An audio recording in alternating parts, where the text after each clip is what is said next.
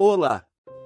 Seja bem-vindo para mais um vídeo de relatos do Reddit, só passando no começo do vídeo para pedir sua inscrição caso goste do vídeo e para receber mais relatos todos os dias aqui no canal. Obrigado e fique com o relato. Eu sobrevivi a um tiroteio em massa em um cinema. Isso aconteceu comigo há 4 anos. É de longe a situação mais extrema e com risco de vida em que já estive. O relato de uma testemunha ocular que você está prestes a ler é 100% verdadeiro e é meu. Para alguma compreensão, isso aconteceu nos Estados Unidos. Era o verão de 2012. Meu namorado de longa data e eu nos casamos recentemente. Embora fossemos estudantes universitários pobres e morássemos em um apartamento minúsculo, estávamos nos divertindo muito. Naquele verão em particular, nos reuníamos com nossos amigos no cinema local quase todo fim de semana. Havia um na rua do nosso apartamento que tinha ingressos de cinema muito baratos. Uma noite fora de menos de $10 certamente estava dentro do nosso orçamento. Enfim, numa noite de quinta-feira recebi um telefonema desse grupo de amigos nos convidando para assistir à estreia à meia-noite do mais novo filme do Batman. Eu tinha acabado de trabalhar em um turno de 12 horas e estava muito cansada. Quase recusei o convite e pensei em ficar no meu apartamento.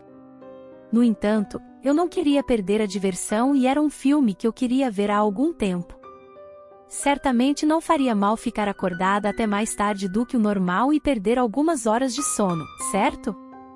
Às 22h30 nos encontramos no teatro.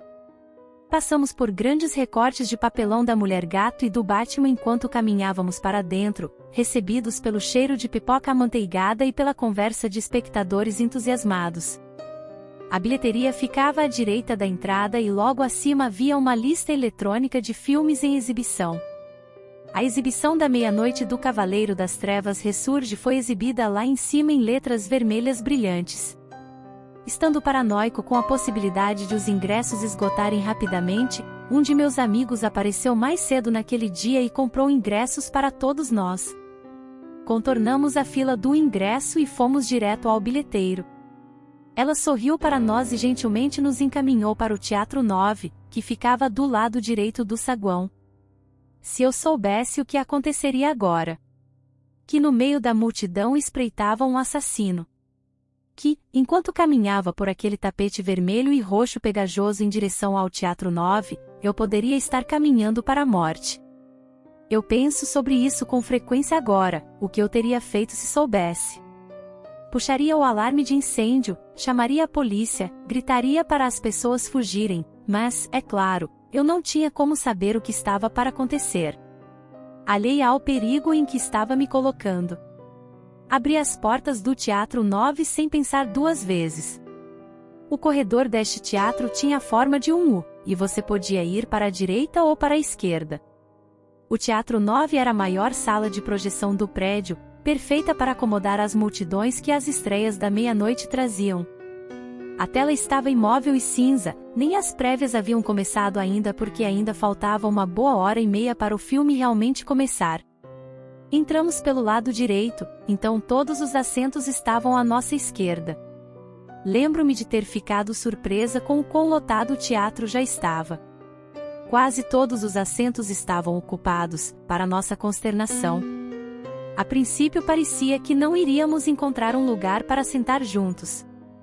Agora, do jeito que este teatro foi montado, havia uma seção de assentos bem na frente da tela. Esta área era plana e havia cerca de 5 fileiras de assentos nesta seção. Muitos assentos naquela seção estavam vazios, mas sentar bem na frente da tela do cinema é uma merda e nenhum de nós queria sentar lá. Um dos meus amigos então avistou uma fila com 5 assentos vazios um ao lado do outro, perfeito para a quantidade de pessoas que tínhamos. Esses assentos ficavam cerca de 3 a 4 fileiras acima de onde as fileiras de assentos começam a se elevar. Subimos as escadas correndo antes que alguém pudesse ocupar os assentos e entramos. Meu marido, Brock, sentou-se no 5º assento. Sentei-me ao lado dele e minha amiga Samantha sentou-se ao meu lado direito. Seu namorado, Tommy, sentou-se ao lado dela, e outro amigo chamado Léo sentou-se no assento do corredor. Passamos os próximos minutos conversando casualmente, brincando e rindo. Depois de um tempo, meus 3 amigos foram até o saguão comprar drinks e aquela pipoca viciante de cinema. Enquanto eles estavam fora, Brock e eu passamos o tempo observando as pessoas. O teatro estava claro, pois as luzes ainda não haviam diminuído, e eu podia ver todos claramente. Havia muitas pessoas vestidas com camisetas e moletons do Batman. Uma pessoa até tinha uma máscara e uma daquelas camisas com capa presa. Havia muitas crianças presentes também, o que não era surpreendente porque, embora fosse uma noite de quinta-feira, eram férias de verão, o que significava que não haveria aula no dia seguinte. De todas as pessoas que vi, a pessoa que nunca esquecerei foi a garotinha sentada em nossa mesma fileira, algumas cadeiras adiante. Ela era muito fofa, loira de olhos azuis, e passou por nós várias vezes a caminho do saguão, sempre voltando com vários salgadinhos e pipoca. No geral, as pessoas pareciam muito animadas para ver o filme, e a sala estava cheia de energia e risadas. Depois do que pareceu uma eternidade de espera, as luzes começaram a diminuir e as prévias começaram. Assim como em todos os filmes que já vi, uma rápida animação passou pela tela lembrando-nos de buscar refrescos no saguão. Já estávamos devorando aquela pipoca como animais vorazes. Silenciar nossos celulares e ter certeza de que sabíamos onde as saídas de emergência são. A animação tinha um gato CGI feio em um smoking que estava sentado em uma sala de cinema. Eu casualmente olhei para os sinais de saída de emergência verdes brilhantes que estavam nos lados esquerdo e direito da tela do cinema. Não pensei muito no lembrete, como de costume. Depois disso, só me lembro de uma prévia do Homem de Aço, das outras não tenho certeza do que se tratava. Quando o filme começou, o teatro explodiu em aplausos e aplausos. O título do filme, Cavaleiro das Trevas Ressurge, explodiu na tela.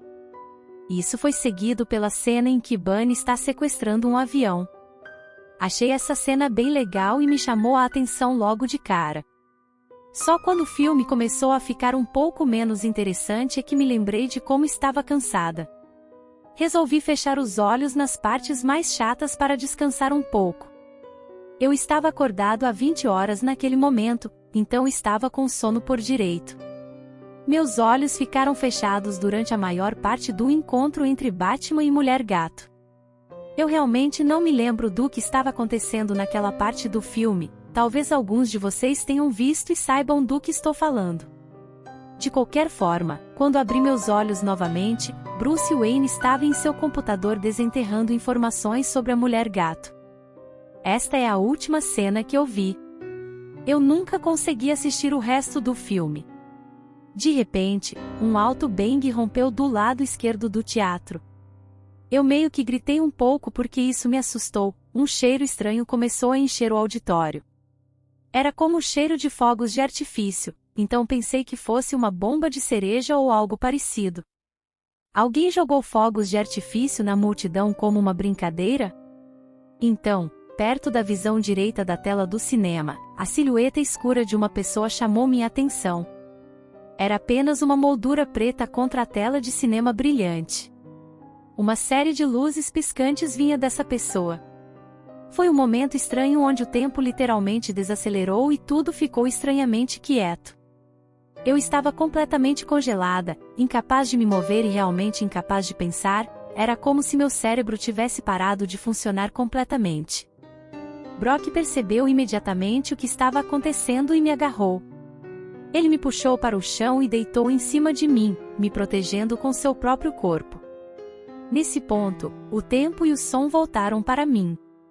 Eu podia ouvir os tiros ecoando pelo teatro. As pessoas estavam gritando. O filme ainda estava passando no topo de tudo, criando uma caótica explosão de som. Percebi que as luzes piscantes que eu tinha visto eram balas saindo do cano de uma arma.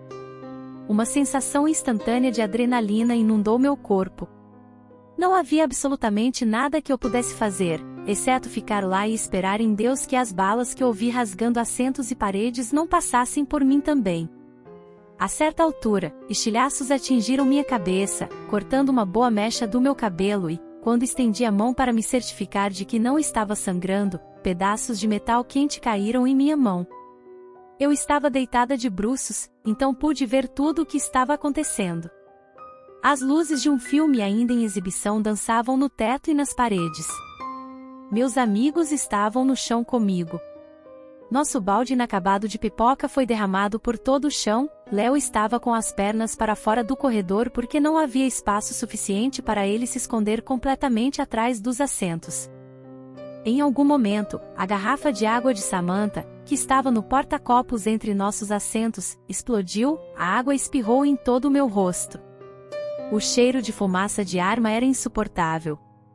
O gás lacrimogênio de motim me fez chorar e tossir incontrolavelmente.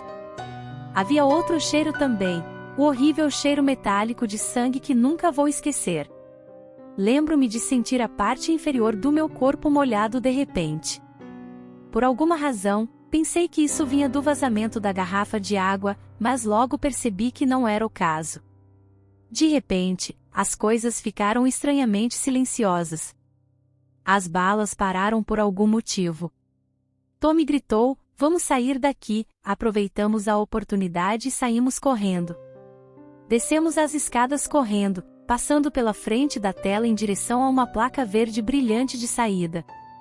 Nós nos esprememos em um pequeno espaço parecido com um armário onde ficava a porta. Estava tão escuro que tivemos dificuldade em encontrá-la. Estávamos gritando e batendo nas paredes para encontrar a porta, cegos pelo gás lacrimogênio e estupefatos pelo choque. Então, finalmente, minhas mãos tocaram a maçaneta de metal da porta e a empurrei com toda a minha força. A porta se abriu e a luz de um poste próximo inundou nossos olhos. Empurramos a porta com tanta força que todos caímos no concreto. A Samantha perdeu os chinelos cor-de-rosa na entrada desta porta. Enquanto me levantava e literalmente corria para salvar minha vida, percebi que minhas pernas estavam vermelhas, absolutamente encharcadas de sangue. Foi como se eu tivesse mergulhado minhas pernas em uma banheira cheia de sangue. Eu verifiquei meu corpo todo e percebi que não estava ferida. De onde veio esse sangue? Olhei para trás e percebi que o sangue era do meu marido. Ele havia sido baleado na perna. Um enorme buraco abriu a metade inferior da perna direita de Brock. Seu pé mau estava pendurado e balançava sem vida. Léo e um jovem que eu não conhecia carregavam Brock porque, depois de cair do lado de fora da porta, ele perdeu todas as forças e não conseguia andar. Fiquei completamente chocada. Eu não tinha ideia de que ele havia se machucado, especialmente porque ele estava atrás de mim o tempo todo e conseguiu escapar do teatro sozinho. Como ele fez isso com um pé, eu nunca vou saber.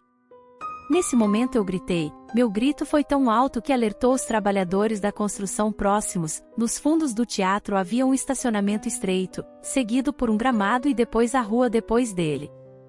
Os trabalhadores da construção civil estavam consertando a estrada nesta rua, mas assim que ouviram meu grito e nos viram correndo, pararam de trabalhar e observaram o que estava acontecendo. Não sei por que essa é uma parte tão vívida da minha memória. De qualquer forma, eles carregaram Brock pela calçada dos fundos até o final, onde fica a esquina do prédio. Era uma distância considerável. Meu marido então desmaiou de exaustão e dor, dizendo que não conseguia mais se mexer. Ele se deitou e uma poça de sangue começou a se formar embaixo dele. Olhei para trás e percebi que havíamos deixado um rastro de sangue desde a porta até nossa posição atual. Eu estava tremendo, me ajoelhei ao lado de Brock e olhei em volta para ver quem mais estava ferido. Tommy havia levado um tiro no joelho e no quadril e estava mais longe no estacionamento. O adolescente que socorreu meu marido também ficou ferido. Seu pai e sua mãe estavam com ele. Sua mãe estava sentada contra a parede e parecia que ia desmaiar. Ela estava sangrando em vários lugares. Essa família escapou ao mesmo tempo que nós. Acho que ouviram as balas pararem e decidiram fugir também. Todos nós tivemos sorte, porque o tiroteio ainda estava acontecendo lá dentro. Tive que tirar a camisa e usá-la para estancar o sangramento. Nunca vou esquecer como sua perna estava sem vida e flácida, e imaginei que um corpo morto deveria se sentir assim. Fiquei com sangue nas mãos e nos braços. A polícia apareceu muito, muito rápido. Eu diria que ficamos do lado de fora por apenas 1 ou 2 minutos antes que as sirenes vermelha e azul enchessem a noite e corressem para o nosso local. Estávamos literalmente a um quarteirão da delegacia. Uma policial ficou ao nosso lado o tempo todo até a chegada dos paramédicos, o que levou muito tempo. Brock foi um dos últimos a ser levado para um hospital. Ele estava sangrando por quase 20 minutos antes de uma ambulância parar na mesma rua com a obra rodoviária. Nesse ponto, ele quase não respondia e estava à beira da inconsciência. Vários caras enormes correram pela grama com uma maca, colocaram-no nela e correram com ele de volta para a ambulância que esperava. Não pude ir com ele porque havia outro ferido na ambulância e estava muito lotado. Caminhei até a frente do teatro sozinha, sem saber para onde meus amigos tinham ido. Minha camisa manchada de sangue e uma poça de sangue foram deixadas para trás na esquina daquela calçada. Andar no meio da multidão parecia um sonho, eu não podia acreditar no que acabou de acontecer. As pessoas estavam histéricas e chorando, muitas pessoas como eu estavam cobertas de sangue. E, como eu, tenho certeza de que o sangue manchando a pele e as roupas não era delas. Muitas pessoas pareciam notar a quão solitária e atordoada eu parecia, então eles me fizeram companhia e até me ofereceram uma carona para diferentes hospitais para encontrar Brock, porque eu não sabia para qual hospital ele foi levado. Eu fiquei perto dessas pessoas por um tempo enquanto a polícia invadia a área e nos perguntava o que vimos dentro do teatro. Todo o estacionamento estava fechado e não teríamos permissão para sair tão cedo. Eram cerca de 2 horas da manhã, então ainda estava muito escuro lá fora, e eu estava com muito frio, vestindo apenas uma camiseta e shorts. As luzes vermelhas e azuis do que pareciam 100 carros de polícia eram ofuscantes. Lembro-me de ter visto um grande veículo da polícia estacionando que dizia algo como Unidade de Investigação da Cena do Crime. Acho que foi quando realmente afundei e me atingiu. Comecei a ficar enjoada e com vontade de vomitar, mas de alguma forma consegui segurar. Eventualmente, a polícia começou a deixar as pessoas saírem.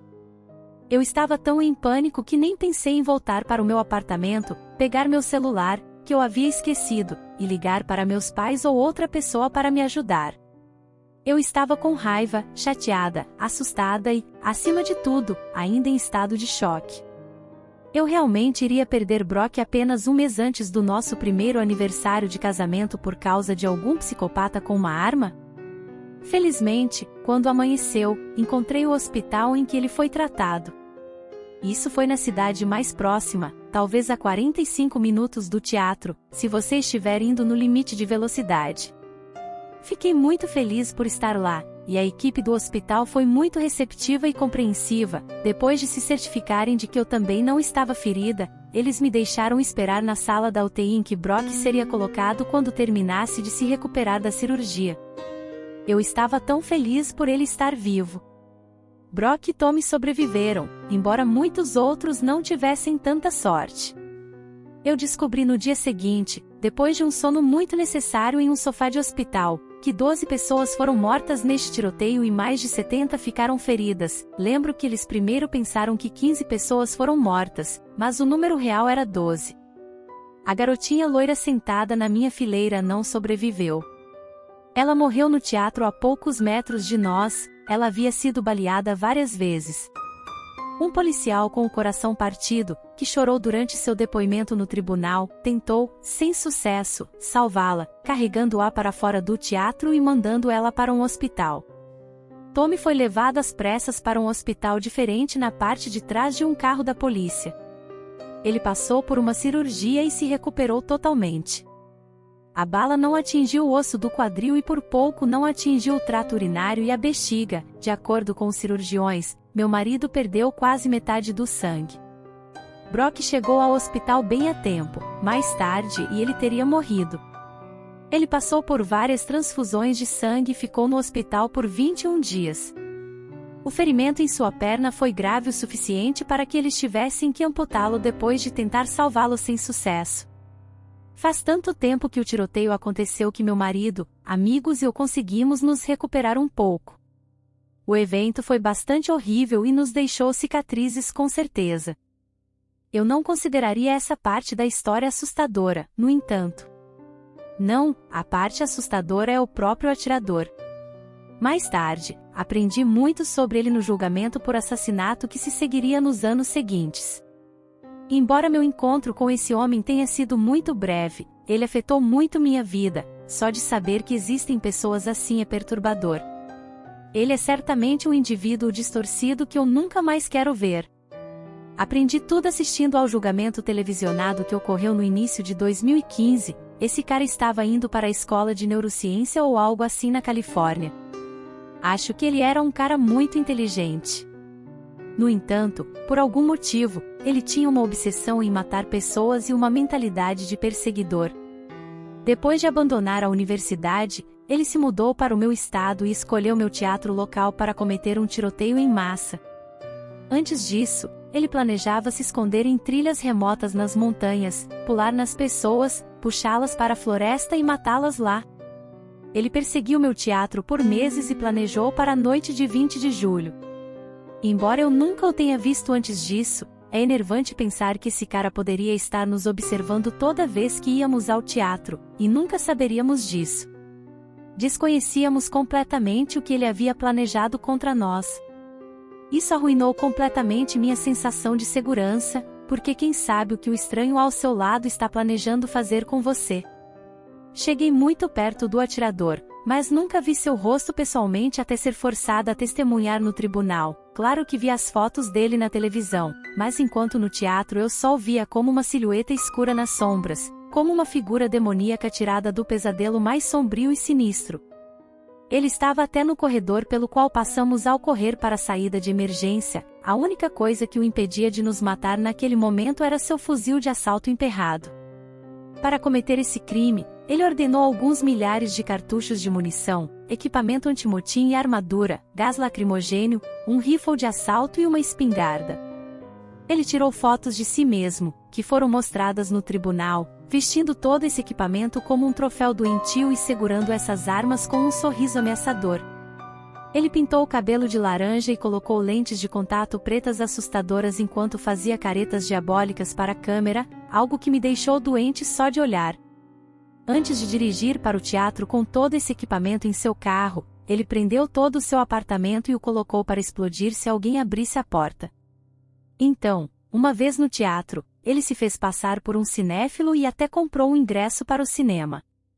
Acho que o ingresso dele tinha o Teatro 8, que ficava ao lado, mas o Teatro 9 tinha mais gente, então ele foi para o número 9.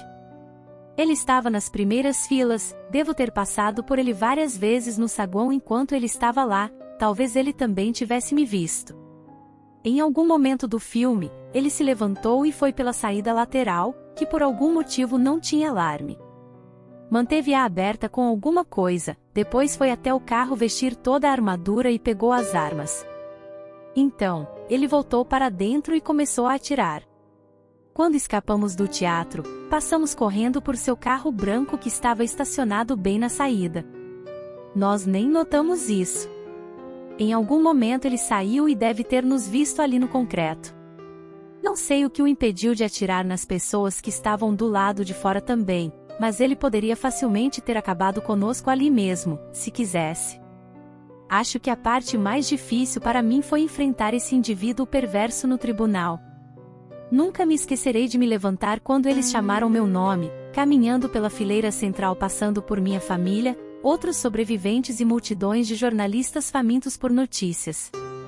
Sentei-me em frente a ele, talvez a apenas 3 metros de distância. Apesar de seu cabelo laranja ter sumido e ele não estar usando lentes de contato pretas, estar tão perto dele era uma experiência assustadora e desconfortável. Meus encontros com este homem são certamente aqueles que nunca esquecerei. Agora posso dizer que fiquei cara a cara com um verdadeiro psicopata perturbado. Ele só tinha esse olhar vazio em seus olhos o tempo todo. Se os olhos realmente são as janelas da alma, então sua alma estava cheia de nada além de uma fria indiferença por aqueles que ele assassinou e prejudicou. Ele nem olhava para mim. Sentar na frente dele no tribunal foi a segunda vez que estive conscientemente na mesma sala com esse homem. Um homem que tentou tirar minha vida, mas felizmente falhou, Um homem que acabaria por ficar para sempre atrás das grades quando, no final de tudo, foi condenado a 3.318 anos de prisão por seus crimes. Isto é para o homem que tentou me matar. O homem que causou inúmeros pesadelos e alimentou o fogo da minha paranoia. O homem que machucou meus amigos e familiares, causando anos de dor incalculável para meu marido, porque ele nunca mais será o mesmo. O homem que roubou a inocência e a alegria de uma criança de 6 anos que entrou viva naquele teatro e saiu morta.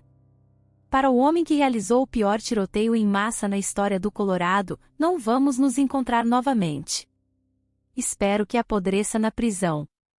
Esqueci de mencionar que Léo, Samantha e eu escapamos sem ferimentos. Muitas pessoas perguntaram, então pensei em mencionar isso. Obrigado por todo o apoio.